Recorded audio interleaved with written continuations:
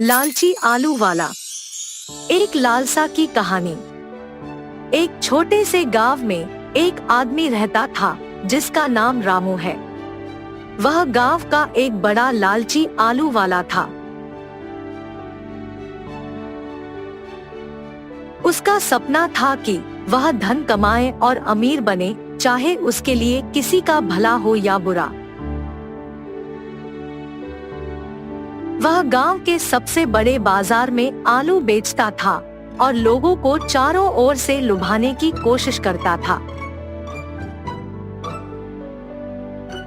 रोजाना सुबह सवेरे उसकी चारपाइयों की गाड़ी बाजार के मुख्य चौराहे पर खड़ी होती थी। वह अपनी आलू की गाड़ी के बाजार में आकर्षण बनाने के लिए धूप में चमकने वाले सिक्के और उनके ऊपर डाली जाने वाली पीली रंग की चादर लगा देता था।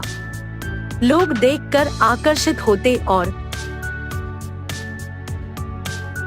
वह उनकी गाड़ी के पास आकर खड़े होते। रामू का आलू वाला खेती करने के बजाय अन्य गांवों से आलू खरीदता था और उन्हें अपने गांव के बाजार में बेचता था। अच्छे दिनों में उसका आलू आकर्षक दिखता था और लोग उसे खरीदने आते थे। परंतु जब बाजार में आलू की कमी होती तो रामू ने नकली तरीके से आलू के दाम बढ़ाने का ठान लिया। एक दिन बाजार में बहुत सारे लोग उसकी आलू गाड़ी के पास आए और उसने अपनी गाड़ी की कुछ आलू की कीमत बढ़ा दी। लोग हैरान थे क्योंकि उन्हें पता था कि आलू की कीमतें बाजार में कम हो रही है। पर रामू ने उनकी मात दे दी और कहा कि यह उनके नए उपाय से है जिससे आलू की गुणवत्ता बेहतर हो रही है और इसलिए उनकी कीमतें बढ़ा दी गई है। लोग उसकी बातों में आ गए और उसने उन्हें उसकी नकली कहानी से पूरी तरह से प्रसन्न किया। वे लोग उसकी आलू खरीद लिए और बढ़ी हुई कीमतें चुकाई। रामू का प्लान सफल रह गया और वह बड़े मुनाफे में आलू बेचकर अपनी लालसा पूरी करने में कामयाब हुआ। परंतु वक्त के साथ लोगों को पता चल गया कि रामू उन्हें फुसला रहा था और उनके साथ नियमित रूप से यह चीजें कर रहा था। उनकी नकली बातों की खबर गांव में फैल गई और लोग उसके दुपट्टे में आ गए। एक दिन बाजार में लोगों ने रामू की गाड़ी को खाली कर दिया और उसके आलू की बजाय उसके लिए पत्थर डाल दिए। लोगों का इतना गुस्सा बढ़ गया था कि वे रामू को उसकी दुकान से बाहर निकाल दिया। रामू की लालसा और अपने लाभ की भूख ने उसको उसके ही जाल में फंसा दिया था। वह लालसा की बादशाही की दिशा में तेजी से बढ़ रहा था, परंतु उसकी बदलती नीयत और बर्बादी की दिशा में भी उसकी तेजी से गिरती जा रही थी। यह कहानी हमें यह सिखाती है कि लालसा की बेहद मात्रा से किसी भी व्यक्ति को अपने नकली उद्देश्य में डूबने से बचना चाहिए। गरीबी के बावजूद भी सच्चाई और ईमानदारी से जीने वाले व्यक्ति की कदर की जाती है और उसे सफलता की ओर ले जाने में मदद मिलती है। नंदेश्वर नामक एक गांव में रहता था एक आदमी किशन नामक। किशन सब्जी बेचकर अपनी रोजी रोटी कमाता था।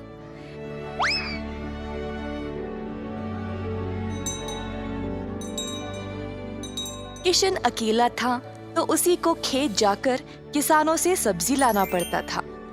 अपनी मेहनत की कमाई किशन बहुत संभाल कर जमा करता था, परंतु किशन अपनी कमाई से संतुष्ट नहीं था और कुछ अच्छा और बड़ा करना चाहता था। एक दिन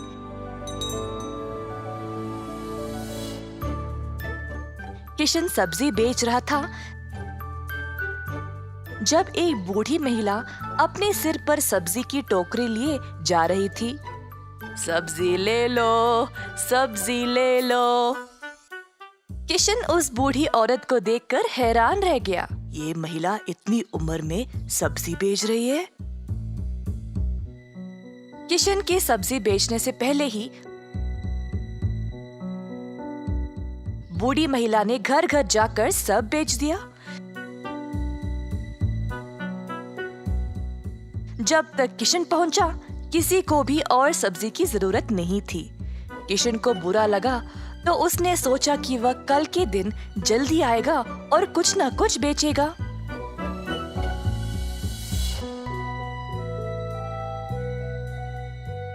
परंतु अगले दिन भी वही हुआ।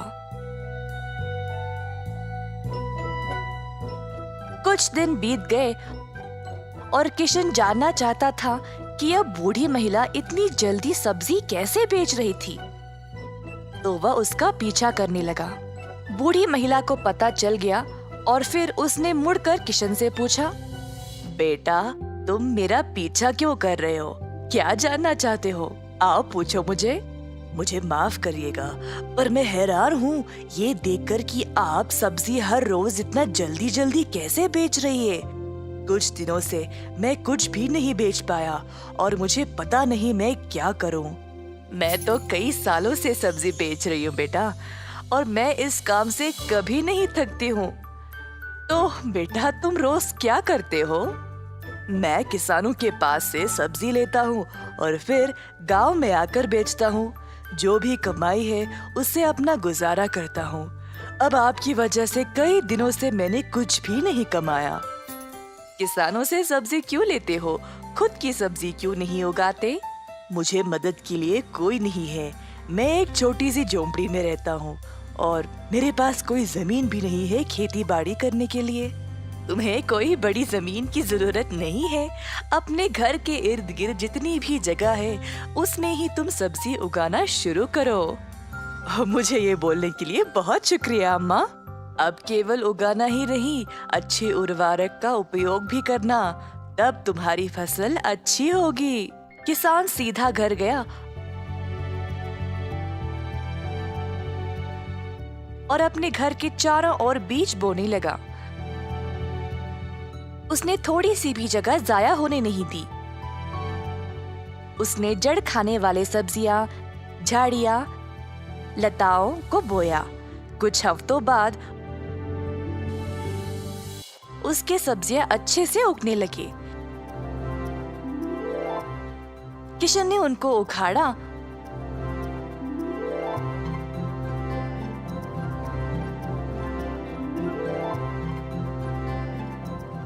और गांव गया बेचने के लिए।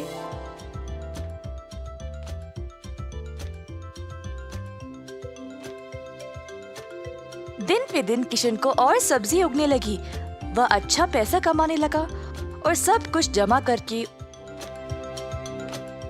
उसने अपने लिए खेती करने एक जमीन का टुकड़ा खरीदा।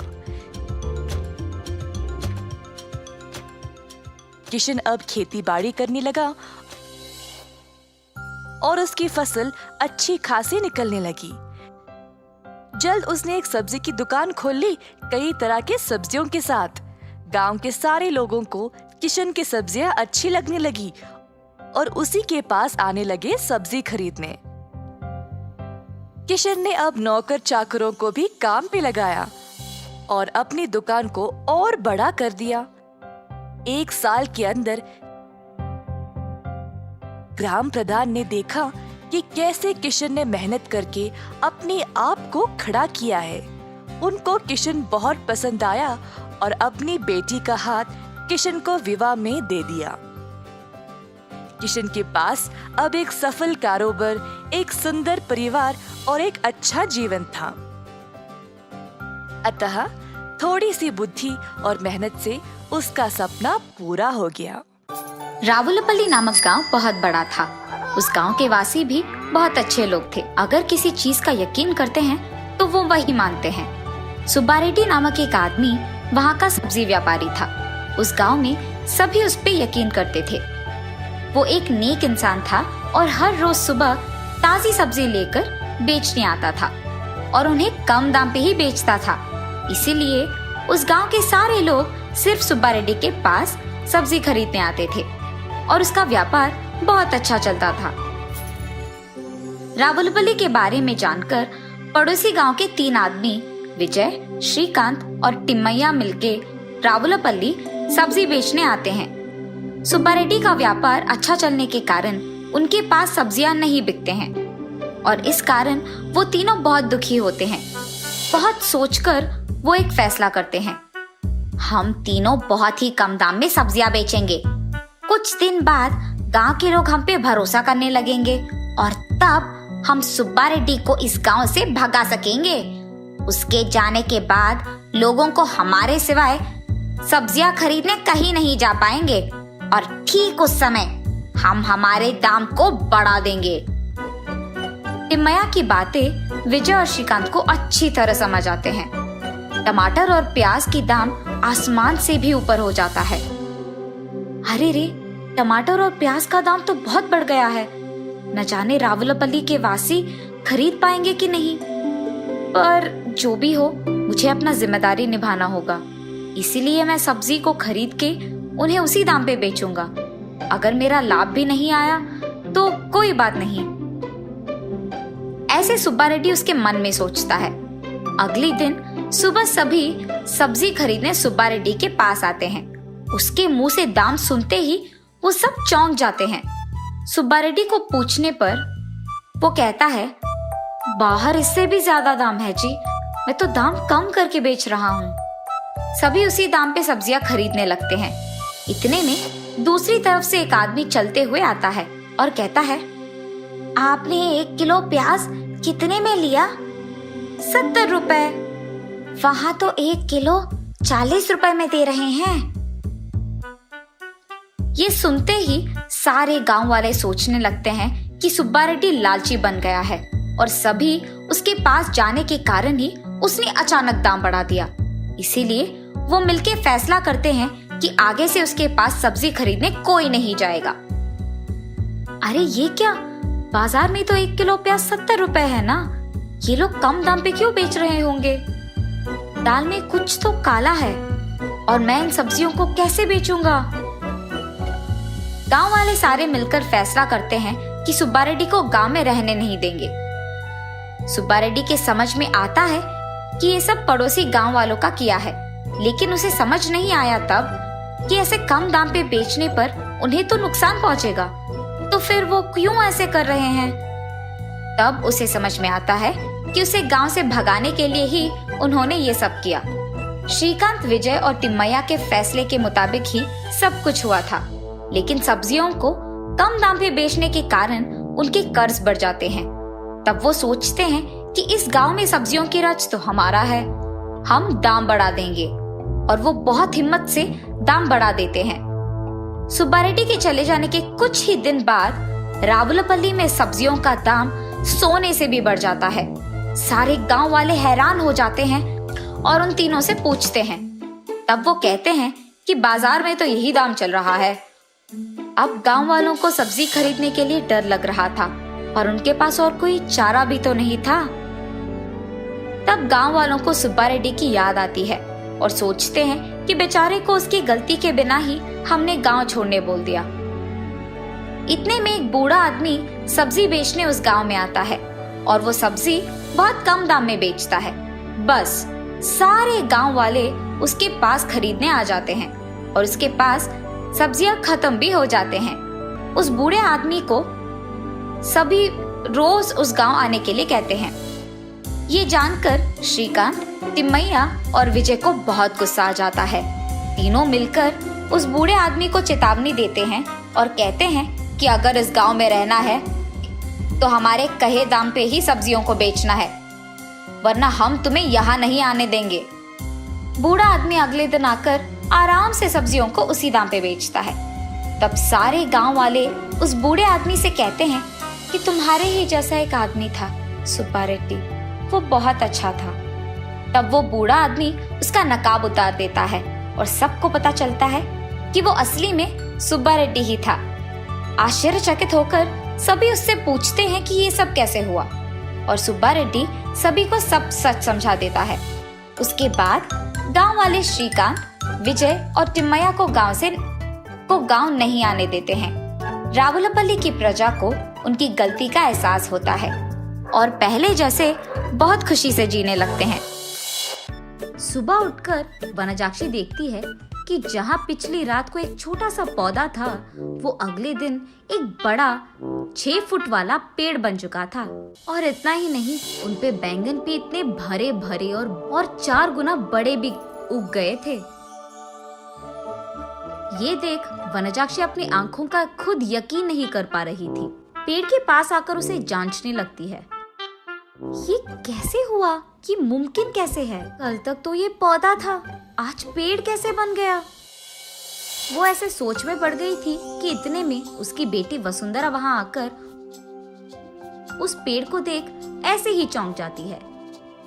कुछ देर बाद वो हार मानकर कुछ बैंगन को लेकर उनका भरता बनाती है। बस वो भरता स्वादिष्ट था। उस स्वाद पे फिदा होकर माँ बेटी दोनों बचे कुछ बैंगनों को उनके आजू बाजू पड़ोसी लोगों में बांट देते हैं। अगले दिन उस बैंगन के स्वाद पे फिदा होकर बार बार वनजाक्षी के घर आकर उनसे बैंगन पूछते हैं। और इतना ही नहीं, जितने बैंगन को कल वो पेड़ से तोड़े थे, उतने ही बैंगन अगले दिन वापस उग गए थे। ये देख माँ बेटी दोनों आश्चर्यचकित हो जाते हैं। तब दोनों फैसला करते हैं कि इन बैंगनों को मुफ्त में नहीं देना है। ये कहकर बेचते हैं कि ये जादुई पेड़ है और इसके बैंगन बहुत स्वादिष्ट हैं। ऐसे वो बैंगन दुगने रेट में बिक जाते हैं। कुछ ही दिनों में इन स्वादिष्ट बैंगनों के बारे में और वो बड़ा सा बैंगन के पेड़ के बारे में इधर उधर बात फैलकर आजू बाजू पड़ोसी शहर तक पहुंच जाता है। इसलिए हर रोज सुबह शुरू होते ही पेड़ में भर के बैंगन उगते थे और उनके लिए लोगों की लाइन लग जाती थी सुबह सुबह, और वो भी वनजाक्षी के घर के बाहर। वनजाक्षी का पैसों का डिब्बा हर रोज पैसों से भर जाता था और ये बहुत साधारण सी चीज होती थी। कुछ ही दिनों में वनजाक्षी का नाम बैंगन से जुड़ गया और सब उसे बैंगन बेचने वाली वनजाक्षी करके बुलाने लग गए। और इतना ही नहीं, वो बहुत कम समय में उस सारे गांव में सबसे अमीर बन जाती है। बड़ी सी बंगला बनवाती है और उस बैंगन के पेड़ के चारों ओर बाड़ लगवा देती है और उस पेड़ के पास एक सिक्योरिटी गार्ड को भी रख लेती है। एक दिन वसुंधरा वनजाक्षी के पास जाकर ऐसे कहती है, माँ, रातों रात एक छोटा सा पौधा इतना बड़ा पेड़ कैसे बन गया? और ऊपर से अगर सारे के सारे बैंगन हमने तोड़ दिया तो भी अगले दिन उनके जगह में उतने ही भर के बैंगन उग जाते हैं। ये कैसे मुमकिन है? अरे हाँ, मैं भी इस चीज के बारे में सोचना भूल गई। चलो जो भी हुआ उनसे हमारा अच्छा ही तो हुआ। अब तो मुझे तुम्हारी शादी की भी कोई फिक्र नहीं है बेटा, ऐसे कहती है। और ठीक तभी वनजाक्षी को एक बात याद आती है। उस समय में जब भी वनजाक्षी के लिए रिश्ते लाते थे तो कुछ भी सेट नहीं होता था। अगर वसुंधरा को लड़का पसंद आ गया तो लड़के वालों को इनका दहेज नहीं पसंद आता था, और अगर लड़के ने वसुंधरा को पसंद कर लिया तो वसुंधरा को वो लड़का पसंद नहीं आता था। ऐसे बहुत सारे रिश्ते देख देख कर वनजाक्षी थक कर ये सोचने लगती है कि शायद उसकी बेटी के कुंडली में कोई दोष है, इसीलिए वो बहुत सारे पूजा पाठ करवाती रहती थी। ऐसे ही एक दिन वो मंदिर में पूजा करवा के घर लौटती रहती है। तब रास्ते में उसे एक बैंगन का टुकड़ा नजर आता है। उसे लेकर वो अपने घर के सामने रख देती है। और कुछ दिन बाद उस जगह में एक छोटा सा पौधा उग गया था। मंदिर जाने से पहले उन बैंगनों को देख वनजाक्षी सोचती है, घर आने के बाद ना इन बैंगनों का एक बहुत अच्छा भरता बनाना है मुझे। यही सोचते हुए वो मंदिर चलती रहती है। रास्ते में वो ऐसे सोचती है, अगर कोई वो बैंगन को लेके गया तो वो फैसला करती है कि जल्दी जल्दी वो मंदिर जाकर भगवान की प्रार्थना करके बाहर आ जाएगी। वापस आते वक्त उसे रास्ते में एक साधु नजर आते हैं। उनके पास जाकर वो ऐसे पूछती है, स्वामी, मैं मेरी बेटी की शादी करवाने के लिए बहुत कोशिश कर रही हूँ, लेकिन नहीं हो रहा है। कृपा करके इसका कोई हल निकाल दीजिए। ठीक है, उस जगह पे बैठकर अपनी पूरी मन से प्रार्थना करो, ऐसे कहते हैं साधु। तब वनजाक्षी उस साधु के सामने बैठकर इसी डर में पड़ी रहती है कि कहीं कोई उस बैंगन को चुरा ना ले। हे भगवान, मेरे घर जाने तक उन बैंगनों को संभाल के रखना, किसी को उसे चुराना नहीं है। इसका प्रार्थना करके वो उठकर साधु के पास जाकर आशीर्वाद दीजिए स्वामी, ऐसे कहती है। तब साधु कहते हैं, जो प्रार्थना तुमने अपने मन से, पूरे मन से किया है, तुम्हें वो हासिल होगा, और वो भी दुगने में। जाओ बेटी। तब जाकर वनजाक्षी को समझ आता है कि हुआ क्या था, और वो वसुंधरा को ये सब समझा देती है। तो तुमने मेरे शादी के बारे में नहीं, बैंगन के बारे में प्रार्थना किया था। हाँ, तुम भी ना, ये कहकर हंस लेती है। चलो जो भी हुआ, हमारा तो भला ही हुआ ना बेटी। इस बैंगन के पेड़ के वजह से हम अमीर बन गए हैं, और कल ही तुम्हारा स्वयंवर है, तैयार हो जाओ। ये कहकर आजू बाजू पड़ोस के सारे गांव में डंडोरा पिटवाती है कि उससे भी अमीर लोग उसकी बेटी से शादी करने के लिए स्वयंवर आ जाए। तब तक बैंगन बेचने वाली वनजाक्षी तो बहुत प्रसिद्ध थी, और उस घर के जादुई बैंगन का पेड़ भी। इसीलिए उससे रिश्ता पक्का करने के लिए बहुत सारे अमीर लोग लाइन में लग गए थे। उनमें से अमीर और अच्छा दिखने वाले एक आदमी से वनजाक्षी अपनी बेटी वसुंधरा की शादी करवा लेती है। कुछ दिन बाद जब उसके सारे जिम्मेदारियां खत्म हो गई थी, वनजाक्षी उस बैंगन के पेड़ के पास बैठकर ऐसे सोचने लगती है, उस दिन मुझे इस बैंगन के बारे में काश कुछ सोने का ख्याल आया होता। बैंगन के बदले में सोना दुगने में मिल जाता था, तब मैं और अमीर बन जाती थी। हाँ।